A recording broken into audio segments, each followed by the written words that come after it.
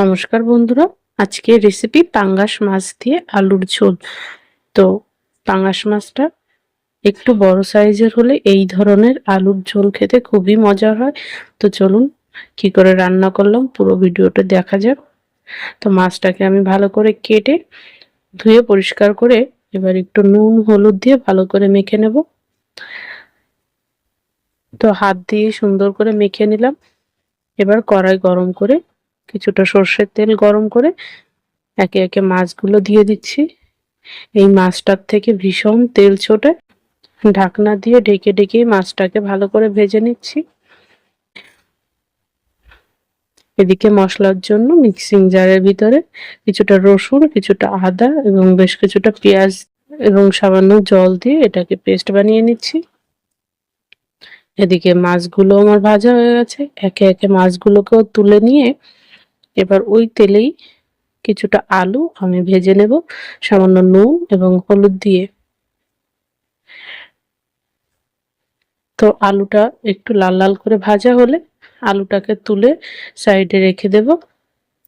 তো পাঙ্গাস মাছ একটু তেল জাতীয় মাছ, কার কার পছন্দ অবশ্যই জানাবেন। আর এইভাবে রান্না করে খেলে তো আরো সুস্বাদু হয়। তো এবার ফোড়নে আমি কিছুটা সাদা জিরে, দুটো শুকনো লঙ্কা, একটু তেজপাতা ফোড়ন দিয়ে এবার দিয়ে দিচ্ছি বানিয়ে রাখা সেই পেঁয়াজ রসুন আদার পেস্টটা। তো পেঁয়াজ রসুনের কাঁচা গন্ধটা চলে গেলে এবার কিছুটা ধনের গুঁড়ো, জিরের গুঁড়ো, পরিমাণ মতো লঙ্কার গুঁড়ো, হলুদ গুঁড়ো এবং স্বাদ মতো নুন দিয়ে আর একটু সর্ষের তেল এবং একটু জল দিয়ে মশলাটাকে বেশ সুন্দর করে একটু কষিয়ে নিচ্ছি।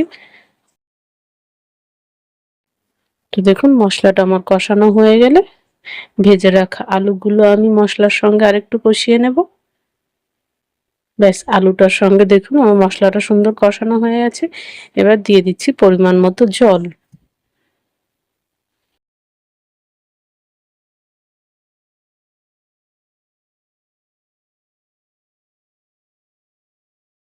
তো ঝোলটা ফুটতে শুরু করলে এবার আমি একে একে ভেজে রাখা মাছগুলো দিয়ে দেব। এই মাছটা প্রায় 4-5 কিলো ওজন ছিল। তো সেখান থেকে কেটে লেজের দিক দিয়ে একটু এনেছে। পেটের দিকের মাছটা আরো ভীষণ চর্বি থাকে। এবার সামান্য গরম মশলা দিয়ে দিয়েছিলাম, যে ভিডিওটা স্কিপ হয়ে গেছে। গরম মশলাটা দিয়ে আমি আর একটু মিশিয়ে এবার গ্যাসটা অফ করে দেবো।